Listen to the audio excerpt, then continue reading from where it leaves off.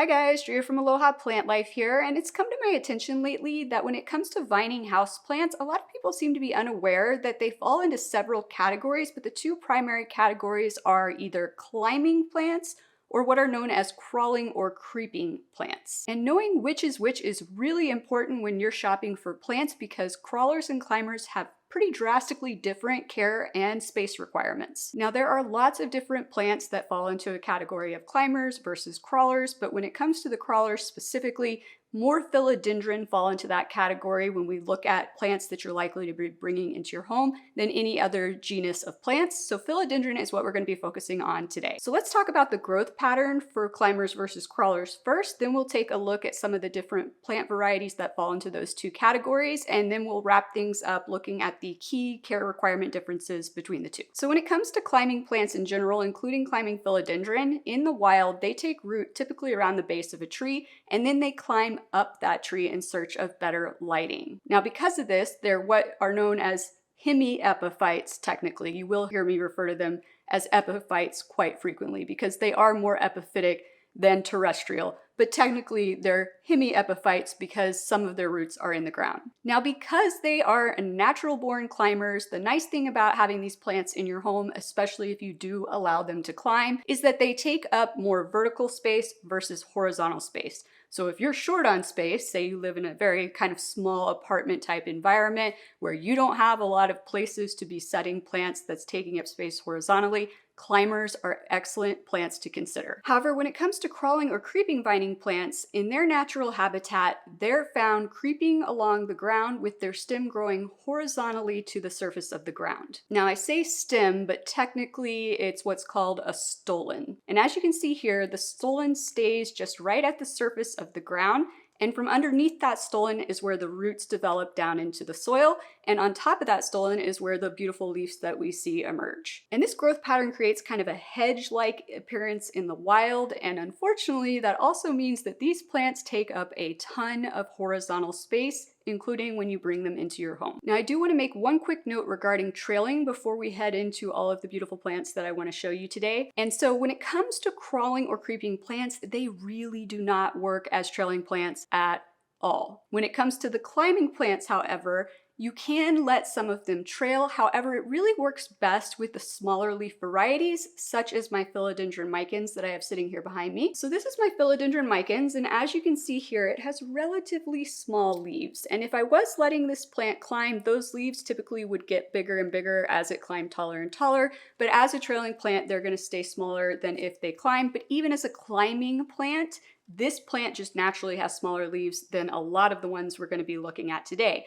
So that lends itself well to trailing because it just looks okay, right? Now, if these leaves were like as big as my hand, we might start to look a little bit weirder if we were letting this plant trail. So a few other good examples of smaller leaf philodendron that you could let trail would be Philodendron cordatum, Philodendron Brazil, Philodendron brandy. Those are kind of the top ones I can think of right now that you're likely to see in your local plant stores. But the rest of the philodendron that we're going to be looking at today are very, very large leaf philodendron, and they really want to either climb or crawl. So I think we're going to take a look at a crawling philodendron first, and then I'm going to show you a good climbing alternative to that, and we'll just continue to proceed through the plants in that same kind of manner. And I am going to shift this direction a little bit so I can flash them up on screen for you, and I promise I will make sure I am pointing the right direction today, unlike in some of my other recent videos. So this first crawling philodendron that we're looking at is the beautiful Philodendron gloriosum with these velvety, large green leaves. And if you're wondering how it looks so tidy and bush-like in this picture, I will explain how to achieve that look when we get to the care requirements towards the end of this video. But this is a crawling philodendron, so it wants to naturally grow outwards, not upwards. And a quick note that one of the worst things you can do with a crawling plant is try to attach it to a pole.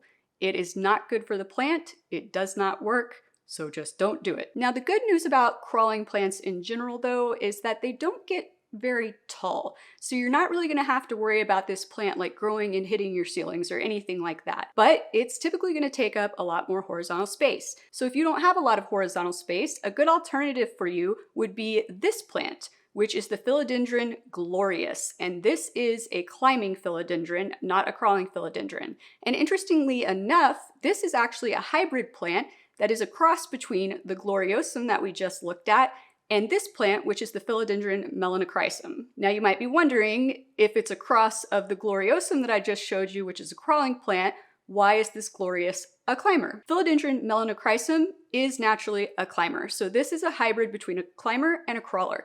And typically when we have a hybrid between climbers and crawlers, for whatever reason, the inclination to climb is the one that carries through. But as you can see, this has a very similar look to the Philodendron gloriosum because it's half gloriosum. It does get slightly larger leaves, but still that beautiful velvety texture, and it loves to climb. So you can train it to go vertical if you need to save space. So the next crawling philodendron that we're going to look at is the Philodendron plowmanii.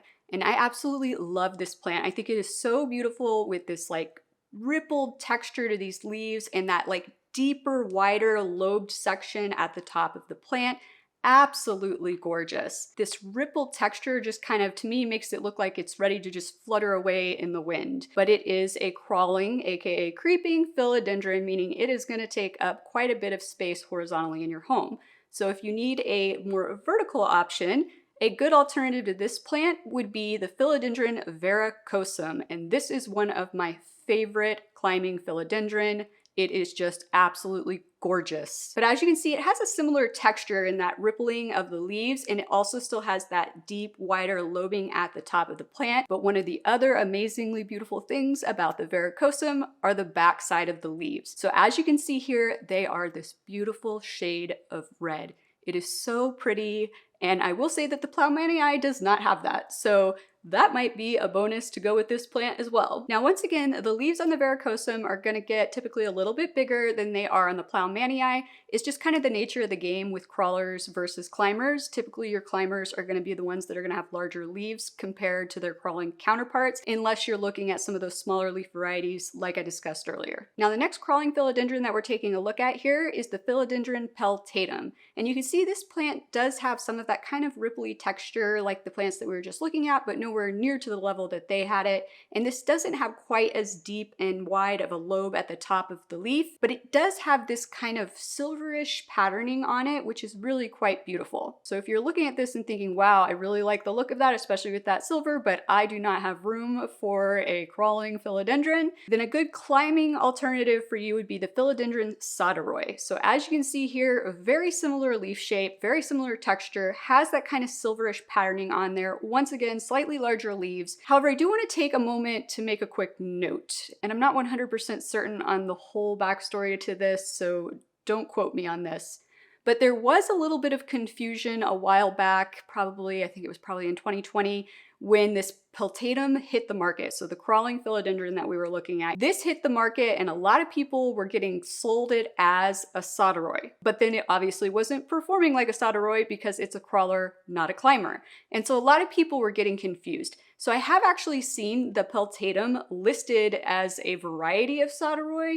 I don't know that it actually is a variety of the sodiroi, and perhaps all of that confusion is why it kind of is now referred to as the peltatum.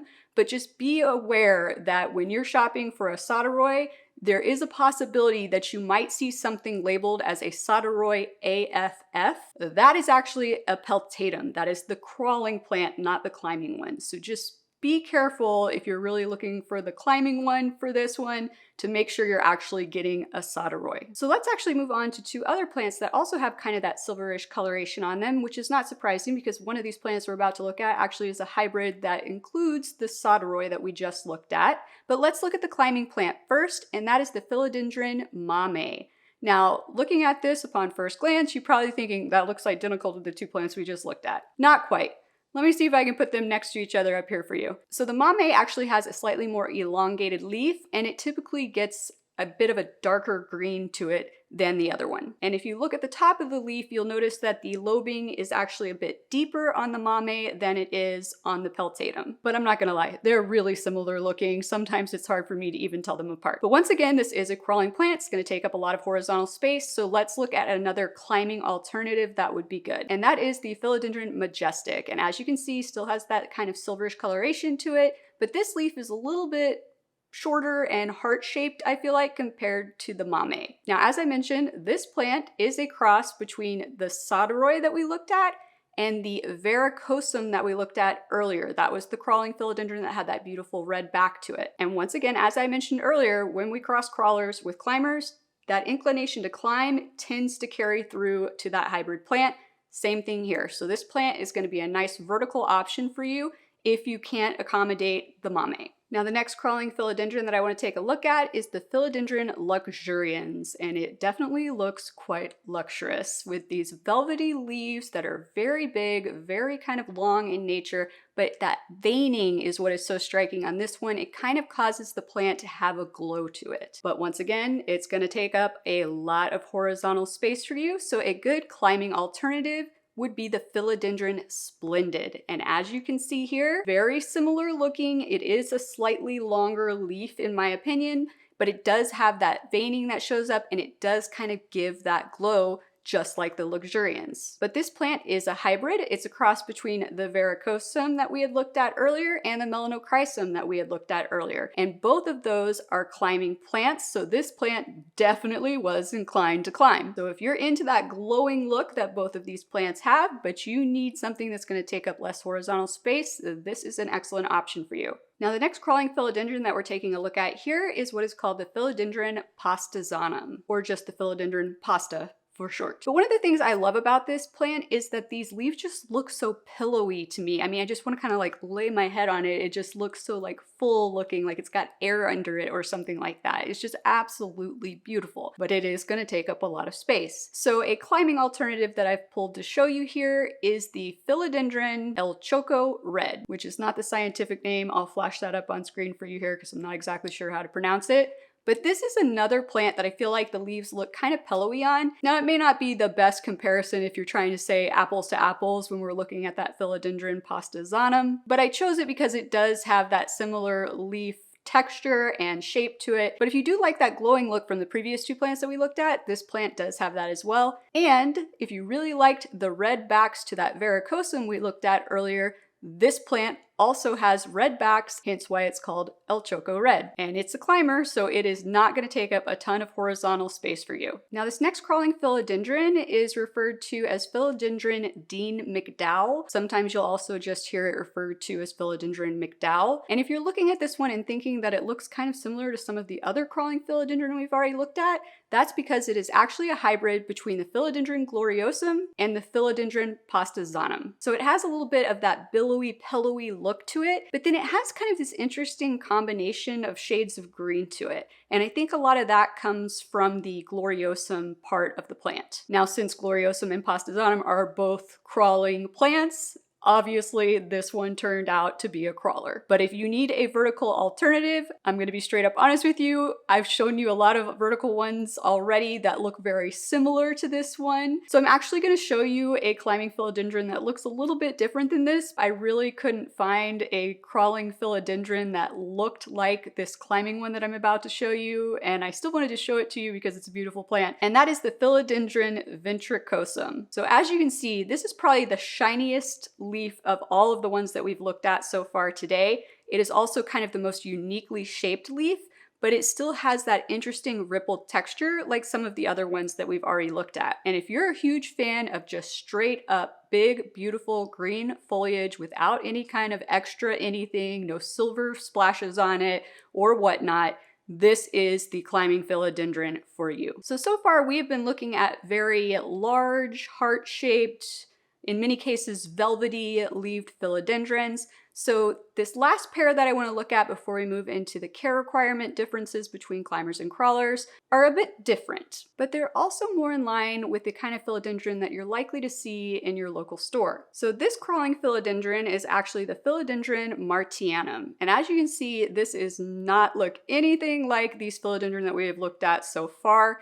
This is a very different type of growth pattern, very tightly clustered leaves, definitely longer lance-shaped leaves here, but this beautiful green foliage that almost has a slight like bluish silverish kind of cast to it. But this is a crawler, so it is going to go outwards and take up a lot of horizontal space. So a good alternative to this, which I'm actually starting to see these more often in stores lately than you used to, would be the Philodendron Silver Sword. So this is a climbing philodendron, but as you can see, kind of similar looking to that martianum in the fact that the leaves are that longer shape. This does have that bluish silverish type coloring to it, and it typically produces leaves that are kind of closer together in nature. So this is another excellent option for those of you who don't have horizontal space for those crawling philodendron. Now, there are a lot more philodendron out there on the market than what I have mentioned to you today. So if there's a plant that I haven't mentioned today and you're curious whether it's a climber or a crawler, feel free to comment down below and ask, and I will let you know. So let's talk about some of the key care requirement differences between crawlers versus climbers. Let's talk about when we're potting these plants up first. So when we're talking about the climbing philodendron, we're putting them into a pot with some sort of support, a moss pole, a coco coir pole, a plank, whatever it may be. Now, as I mentioned earlier, these plants are hemiepiphytes, so they're very epiphytic in nature, and because of that, they also need a slightly more chunky, airier soil than the crawlers are gonna need. It needs to be super well draining, and these plants like to dry out a little bit more than the crawlers are going to. Now, when it comes to potting up the crawlers, on the other hand, they really need more space to crawl. So in order to accomplish that, it really works best to pot them up in a longer type pot. So as you can see, this is just a long rectangular pot. And this is great for them because basically you're just going to end up potting them on one end, and then they have that whole length to crawl and creep. And I actually think having a pot like this with nice full philodendron leaves would look beautiful if you had a long bank of windows that went all the way down to the floor and you had a bunch of these just sitting in front of those windows. I think that would look absolutely beautiful. Now, if you are fortunate to have quite a bit of space in your house, I also think it would look absolutely beautiful to have a bunch of the climbing philodendron on poles across a wall with a bunch of the crawling philodendron in pots such as this sitting on the floor in front of them. That would give you multiple layers of all those beautiful, gorgeous leaves, but not all of us are blessed with that much space. Now, when it comes to the potting mixture for the crawling plants, because they're terrestrial and not growing up the sides of trees or anything like that, they really need a soil mixture that will retain a little bit more moisture than the climbing philodendrons. However, you still want it to be very airy and well draining as well. So basically you would be including more of soil in the potting mix for the crawlers than you would be for the climbers. And I do have a video on the custom mixes for these plants that I would use, and I will link that down below in the description for you. And because these plants want a soil that retains a bit more moisture, they also typically don't want to dry out as far as the climbing plants do. So I'd say maybe you're looking at halfway max letting them dry out before you would need to water them again. Now, one thing I do want to mention before I forget regarding that stolon, so that part of your crawling philodendrons that is creeping along the surface of the soil.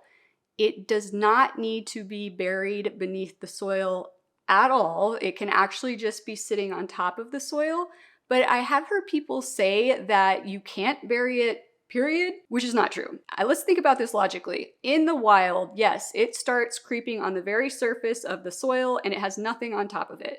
But over time, debris, bark falling off trees, leaves falling off trees, things are gonna land on top of that stolon and it's gonna get slightly buried. That's just naturally what's going to happen. So I actually have had people tell me that they have had better results growing the crawlers in their home when they actually do bury that stolon partially in the soil, and I'm talking not even a full inch. And if you think about it, that's really probably going to mimic what's happening in the wild. Now, if you remember this photo that we looked at of the gloriosum, the first crawling philodendron we looked at today, and remember I told you that there is a way to get this bushy contained appearance with your crawling philodendron. So let's talk about how to accomplish this. So first of all, if you plant a crawling philodendron in a pot like this that is not elongated, where it has nowhere to go, it is eventually going to try to climb out of your pot. Quite literally, it's going to climb out and over the edge of your pot. Now, if you have put that stolon about 3/4 of an inch underneath your potting mix, that will help kind of contain it a little bit better in the pot. And you may even see that stolon try to turn in the pot versus going up and over and out of the pot. But eventually, it's still going to try to climb out of the pot. So when that happens, what you can do is let it climb out of the pot until it's maybe like half a foot long. At that point, you're gonna wanna cut it off, and you're gonna make sure that you cut it inside the edge of the pot, not outside the edge of the pot. So you wanna go about an inch or two inside from the edge of the pot, cut it below a node, and try to make sure you're getting some of the roots that have developed with it as well. Then you're gonna take that and basically you're gonna kind of propagate it. I say propagate it, but I mean, it already has roots, so you're really just transferring it to something else to help it get more mature and have a broader root system. Then once it is developed over on its own, that broader, longer root structure, what you can do is you can pot it back into the original pot with the original plant. And you basically just keep doing this till you have that full bushy look in that pot. So basically this is gonna look like sections of a plant that are about this long. You're gonna have that in your pot. Then you're gonna take that section you cut off, you're gonna plant it parallel next to that one, and so on and so forth. So you just kind of have an alternating line of these plants in that pot growing. And then as it grows over the edge again, you do the same thing. And if you don't have room to pot it back into the pot, then you give it to a friend, you sell it, whatever it may be. And make sure that when you're potting them back in there, if the one that's already in the pot is growing this direction, pot the next one growing that direction so that you have a nice full bushy looking plant. Now that is a lot of upkeep, I understand, but if you're really attracted to these plants and you don't mind doing that and you really don't have the room to let them grow fully horizontally, it's an excellent alternative. But I hope this video has left you with a better understanding of the difference between crawling plants and climbing plants, especially when it comes to philodendron. If so, please hit that like and or subscribe button down below, and I look forward to seeing you guys again next time. Aloha!